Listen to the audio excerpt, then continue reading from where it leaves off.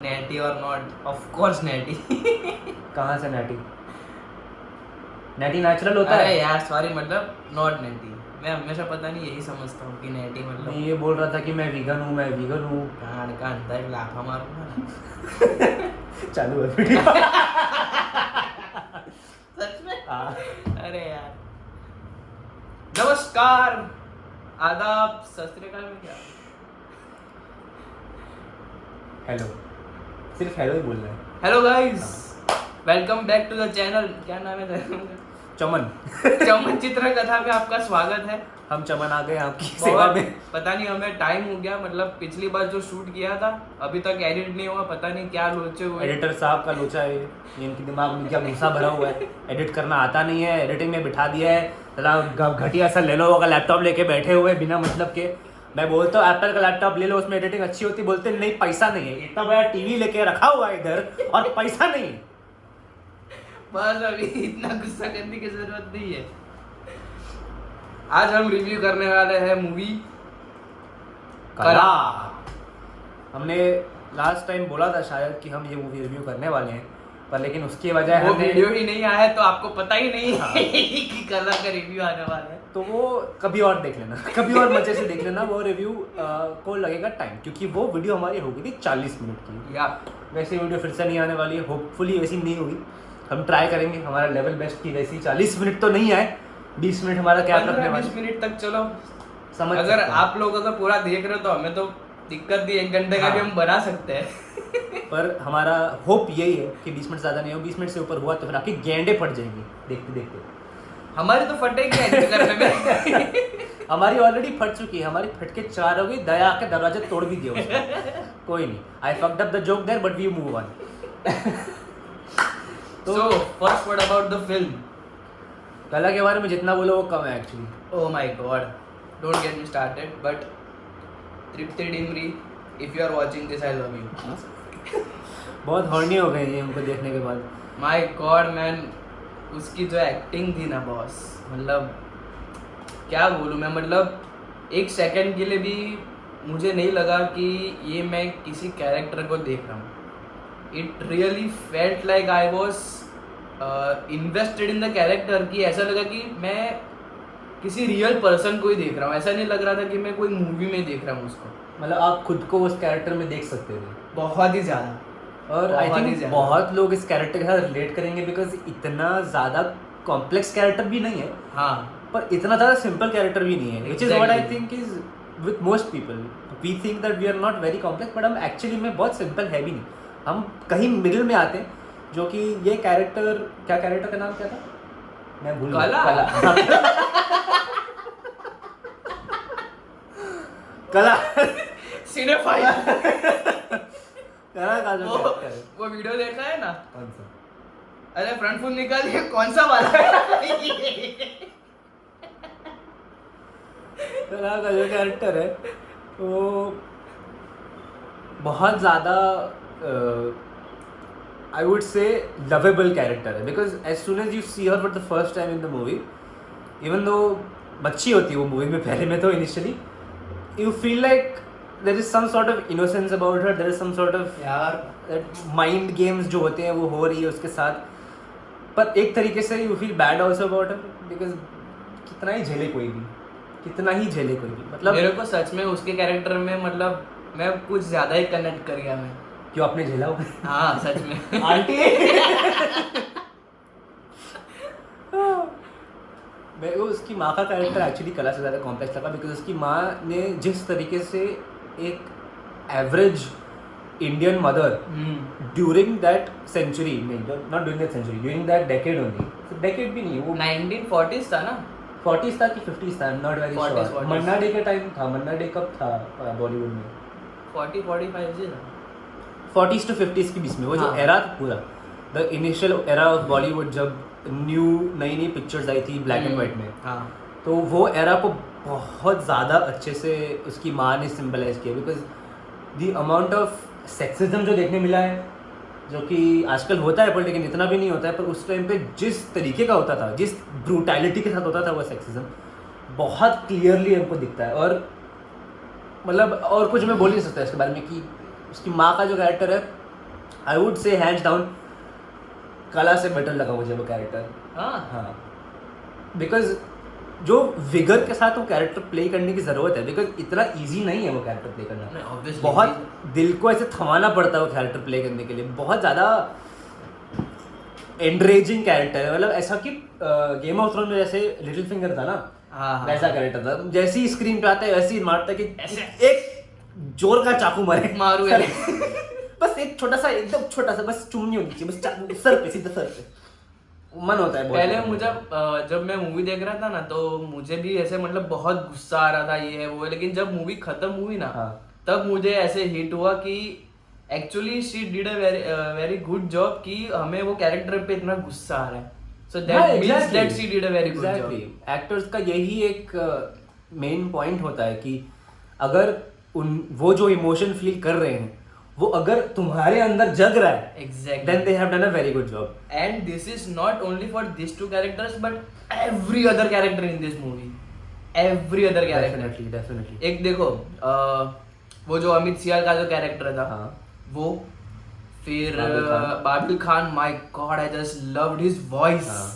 Even though उसकी खुद की आवाज, ओह फक, उसकी बात करने की आवाज बोल रहे हो या फिर उसका सिंगिंग आवाज? बात करने की आवाज भी और सिंगिंग तो चलो उसका आवाज नहीं Exactly. था, वो तो सिंगर का ही था ऑब्वियसली, लेकिन भाई उसकी जो बात करने की आवाज, मैंने ना आप उसको फॉलो करते हो सुचिरिता त्यागी?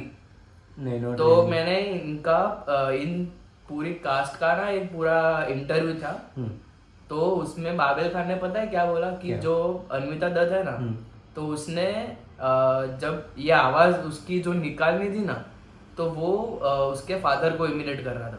मेरे को वही लगा, बिकॉज मुझे इसको देख के एट फर्स्ट मेरे को इसको देख के एक ही चीज याद है, बाबिल खान की जो आवाज थी exact same to same Haider में जो रुदार की आवाज थी ना, ओह बिकॉज रुदार की आवाज हैदर में बहुत आइकॉनिक है, भाई इतनी आइकॉनिक है कि गूंजती है अभी तक दिमाग में। अगर मेरे हैदर को का भी इसकी आवाज बहुत गूंजी थी, मतलब ये मूवी देखने के बाद 2-3 दिन तक उसकी जो आवाज, उसका जो डिलीवरी है ना, वो डिलीवरी मतलब वो गूंज रही थी मेरे कान में, उसकी आवाज ऐसा फ्राइटनिंग हो गया था कि भाई क्या है ये, कहाँ से आ गया ये, फिर से आ गया तू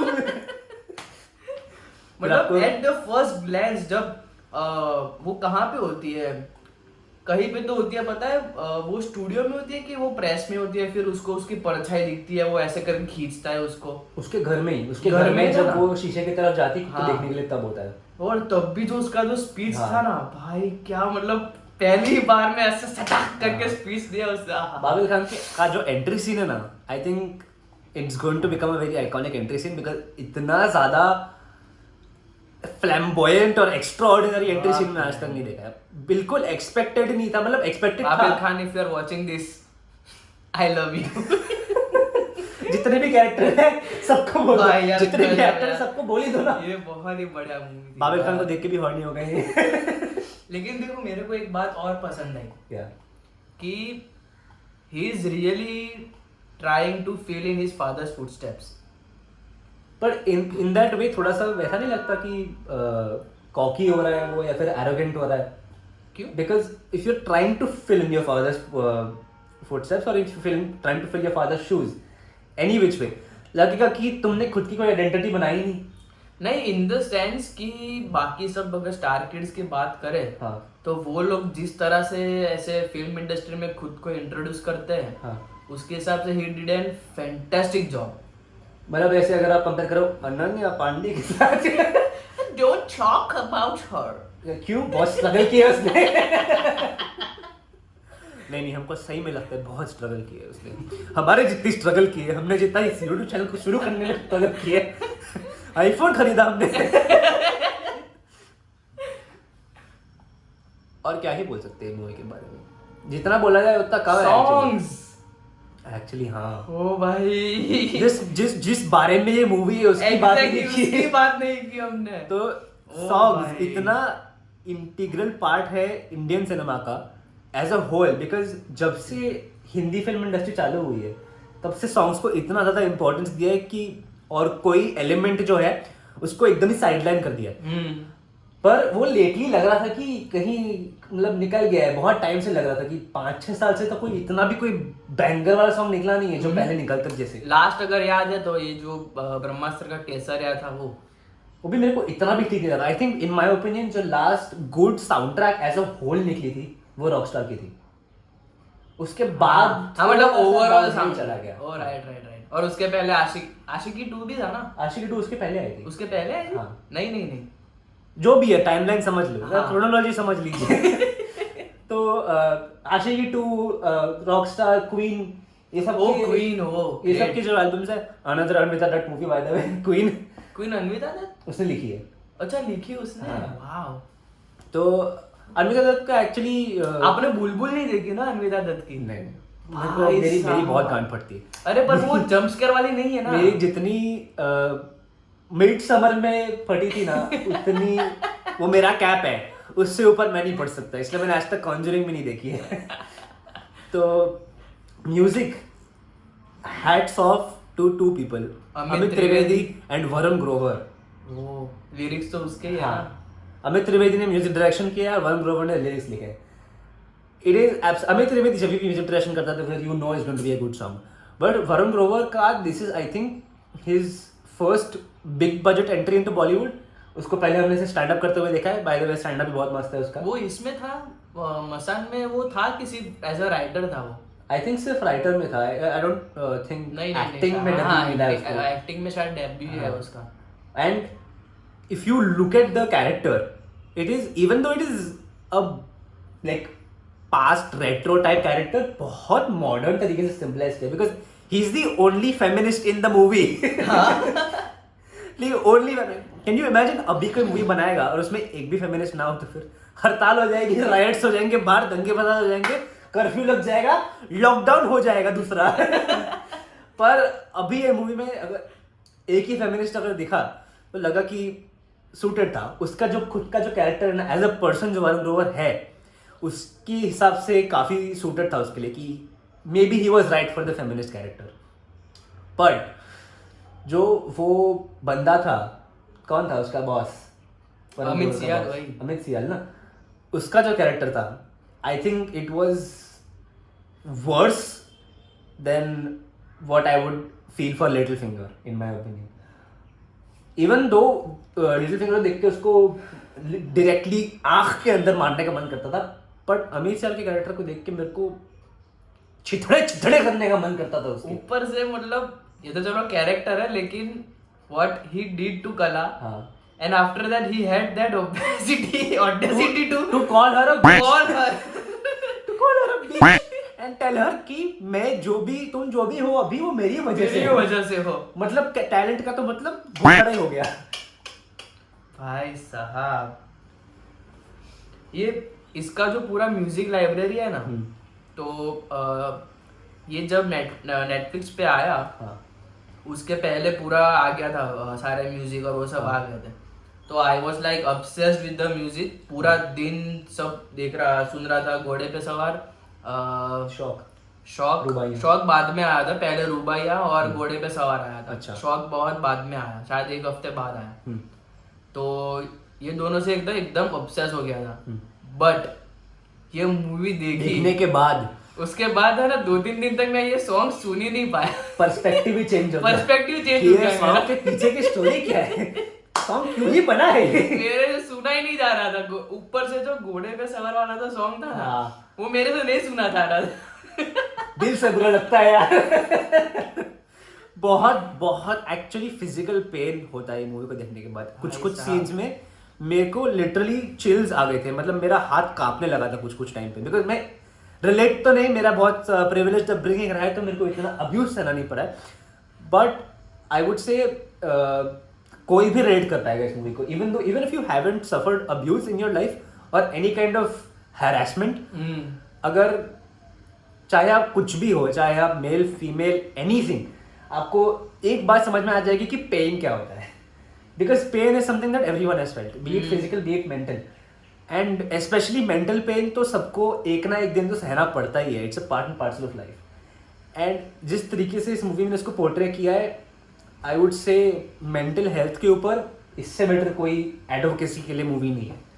अगर आपको स्पेशली इन बॉलीवुड हाँ मेंटल हेल्थ पे आई डोंट थिंक कि इससे बेटर कोई और मूवी है, मतलब हाँ। ऐसे टॉप ऑफ द माइंड ऐसे कोई मूवी आती नहीं है। हाँ आती है क्या ऐसे? नहीं ऐसे नॉट रियली, बिकॉज अगर सुसाइड के बारे में कोई मूवी हो भी या फिर कोई भी मेंटल हेल्थ इश्यूज के बारे में, हाँ। तो last movie I think that I remember clearly was 3 idiots.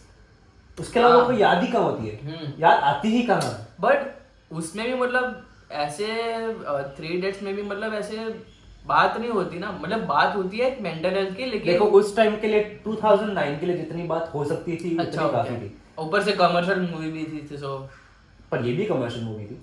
This is not a commercial movie, definitely not. मतलब ऑफ कोर्स अगर थिएटर में नहीं है तो कमर्शियल नहीं बोल सकते हैं, पर लेकिन नेटफ्लिक्स पे आई है और आजकल ओटीटी का जमाना चल रहा है तो बोल सकते हैं एक पर तरीके से। नेटफ्लिक्स जनरली ज्यादा उसका लोग लेते नहीं है ना सब्सक्रिप्शन ज्यादा, कॉज हाँ क्योंकि महंगा है।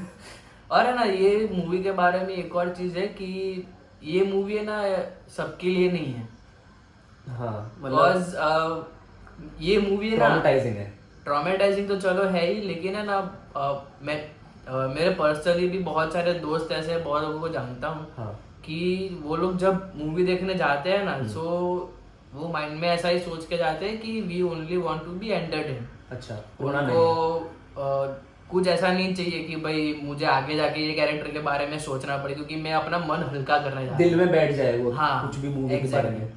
तो ये मूवी ना मैंने फादर के साथ स्टार्ट किया। हाँ मूवी का कुछ आधा पौना घंटा हुआ होगा, वो उठ के चले गए। जबकि मैंने आपको बोला था कि पेरेंट्स आई नो मत देखना। अरे पर मैं अकेले ही देखने वाला था, लेकिन जब मैंने स्टार्ट किया, यहाँ पे स्टार्ट किया और वो आके बैठ गए कि चलो मैं भी देख रहा हूँ कि क्या देख रहा हूँ।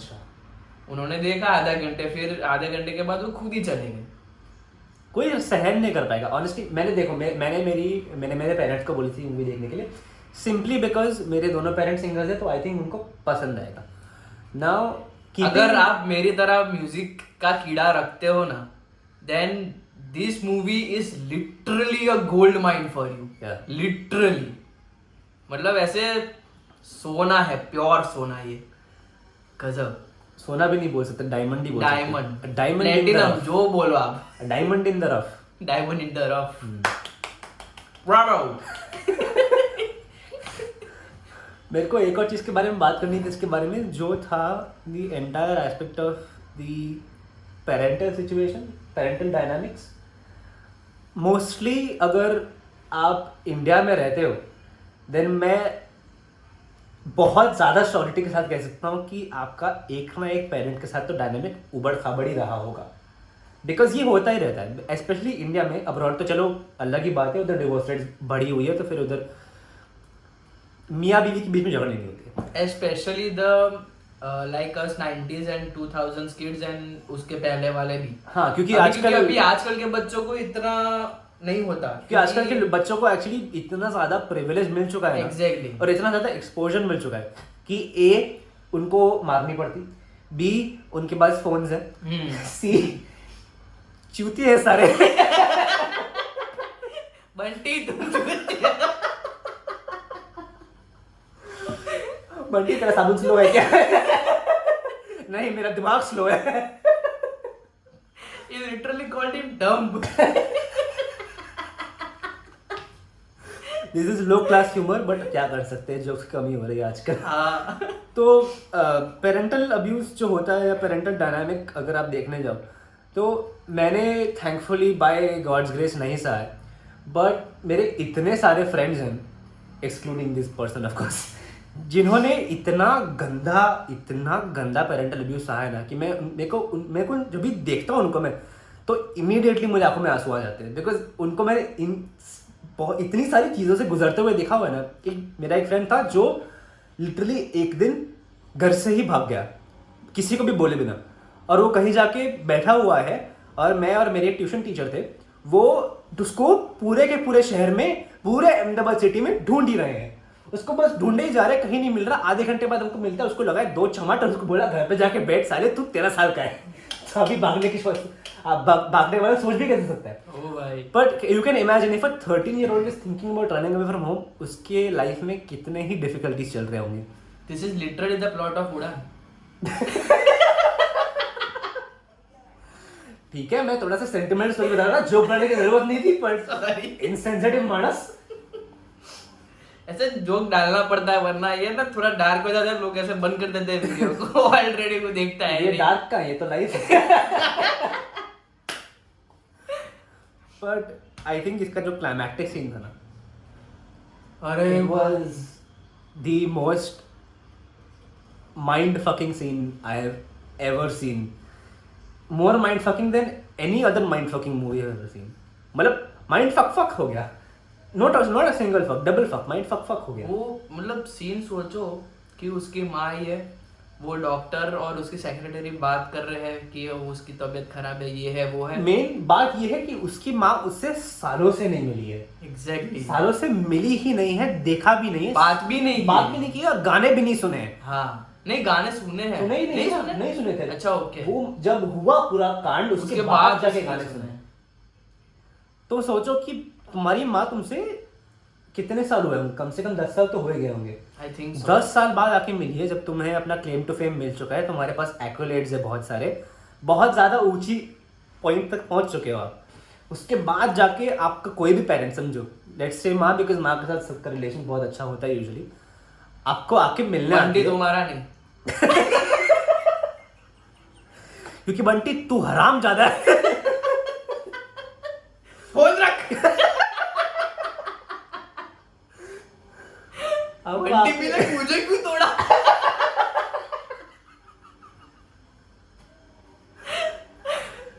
आपको आपकी माँ मिलने आई है और फिर आपको ऐसी हालत में देखती है कि आप कुछ कर नहीं पा रहे हो, लेटे हुए हो, ऑलमोस्ट ओवरडोज कर चुके हो, and then at the very next moment you are just.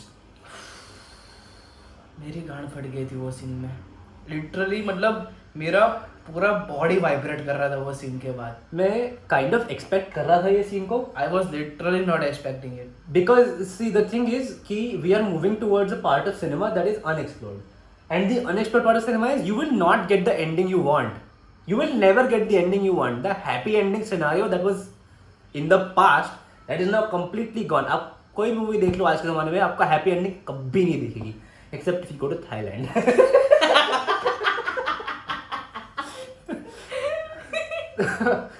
Happy ending का जब से You want the extra? नहीं, ये बहुत रेसिस्ट हो गया, ये कट कर देना. तो हैप्पी एंडिंग का जब से डाइवर्ट हुआ है सिनेमा हैप्पी एंडिंग की तरफ से, तब से एक राइज भी देखने को मिला है, but rise in terms of viewership, but a downfall in terms of happiness. इस मूवी का देखने के बाद डेफिनेटली आप हैप्पी तो नहीं होने वाले हो, आप एग्जिस्टेंशियल क्राइसिस में जरूर चले जाओगे, बट आप हैप्पी नहीं हो ऐसे सकते हो. पूरी जिंदगी दिखेगी, ओ मेरे साथ ये हुआ, ये किया था मैंने, ऐसा मैं चूतिया कटा था मेरा. और ये मूवी के बाद तो चूतिया कटने वाला है, but even though it's a cinematic masterpiece and it is pure class entertainment, I would still classify it as a movie that would make you numb at the end. कुछ चीज़ों को देख के आप बोलोगे कि ये मतलब ठीक है, चल रहा है, no matter how dark it is in life, आपको देख के लगेगा कि ये तो लाइफ ही है, मतलब ये तो क्या ही चल रहा है, तो दिस इज जस्ट लाइफ का यही. एंड वियर्डली इनफ पता नहीं मुझे ये मूवी दूसरी बार देखने का जी करता है. मैं देखूंगा ये मूवी दूसरी बार, but not Not time now. Soon. कम से कम 1 साल तो चाहिए इससे निकलने के लिए, बिकॉज ये एक तरीके का ट्रांस बिठा दिया है इस मूवी ने मेरे दिमाग में कि कोई कुछ भी चलता है लाइफ में, अब कुछ भी चलता है, बिकॉज तुम कला जितने ज्यादा नीचे तो नहीं गिरने वाले हो, तो चलता है, हो रहा है तो होने दो. सह लेंगे थोड़ा. थोड़ा. अगर नहीं, पहले तो ये मूवी डेफिनेटली देखो, हाँ. प्लीज देखो, और हो सके तो अकेले में देखो, पेरेंट के साथ मत देखो. बिल्कुल पेरेंट के साथ आप मिडसोमर देखो. हाँ, मिडसोमर देख सकते हो, बहुत फैमिली फ्रेंडली फैमिली फ्रेंडली, वो फैमिली फ्रेंडली. पर उसके पहले मैं कोई और मूवी के बारे में बात तो करनी थी, पर लेकिन वो मेरे को सिर्फ एक रिकमेंडेशन देनी थी, because I don't think it's really talked about nowadays. I mean it's a cult classic movie, but कोई उसके बारे में बात ही नहीं करता, but I think it should be talked about, which is pulp fiction. अरे यार पल्प फिक्शन ऐसी मूवी है ना, मतलब मेरे को लगता है कि उसके बाद में कॉन्वर्सेशन ज़्यादा होनी चाहिए, बिकॉज उस मूवी को देखने के बाद मेरा एकदम ही कुछ भी नहीं हो मूवी देखने के बाद, बिकॉज इतनी ज़्यादा एंटी क्लाइमैक्टिक और एंटी एवरीथिंग मूवी है गजब मूवी है यार, कि वो बस कुछ अलग ही मूवी इट है इज यार। Just if you know who Quentin Tarantino is, you know exactly how this movie is going to go. अब ये उसका जो वो वाला सीन है ना, वो स्टार्टिंग में ऐसे बात करते करते जाते हैं वो फीट के बारे में, पूरा इतना लंबा कॉन्वर्सेशन है भाई, क्या कुछ भी हो रहा है लेकिन मजा आ रहा है देखने में। That's Quentin Tarantino for you. गजब यार, मतलब क्वेंटिन क्या टैरेंटिनो आदमी कोई भी है मूवी यार। देख लो, once upon a time in Hollywood भी देख लो, सेम ही कॉन्सेप्ट है, कुछ Same. भी हो रहा है पर मजा आ रही है जो भी हो रहा व्हाट्स है। Your favourite Tarantino movie? I would say it's once upon a time in Hollywood, because Really? हाँ मैं कभी भी देख सकता हूँ उस मूवी को, बहुत ऐसे कभी भी देखने वाली मूवी है। दिन का कोई भी आवर हो, कोई भी समय चल रहा हो, बुरा समय चल रहा हो, अच्छे समय चल रहा हो, कभी भी कुछ भी हो लाइफ में, डिप्रेशन भी हो, सबसे गंदा वाला डिप्रेशन भी हो, तो मैं देख सकता हूँ, मेरे को खुशी, मेरे को थोड़ा सा एंटरटेनमेंट मिल जाएगा लाइफ। अच्छा, आपको क्या लगता है मेरी कौन सी होगी? कोई आइडिया नहीं है। गैस करो। गेस भी नहीं कर सकता मैं। क्यों? आप बहुत अनरीडेबल हो अभी के लिए। वो ब्रैड पिट वाली मूवी है ना, कौन सी? Inglorious bastards? अच्छा, मेरी बहुत फेवरेट मूवी है। ऑफ कोर्स, जहाँ पे गन्स आते हैं वहाँ पे ये आ जाते हैं। गैंग्स ऑफ वासेपुर ये आ गए, मिर्जापुर ये आ गए। नहीं, मिर्जापुर का इतना मैं फैन नहीं हूँ, सिर्फ first season, not the second one. I am breaking up with him. Seriously second वाली अच्छी लगी थी? मेरे को दोनों ही बहुत अच्छी लगी। ठीक थी, सेकंड तो ठीक था। अरे हम कहाँ आ रहे हैं कला की मूवी में टैरेंटिनो की बातें कर रहे यहाँ हैं। टेंशन निकल गया हमारा। चलो वीडियो को खत्म करते हैं। हाँ। अच्छा लगा लाइक करो, शेयर करो, सब्सक्राइब करो, कमेंट करो आपको कला के मूवी के बारे में क्या लगा, और देखते रहो। टाटा।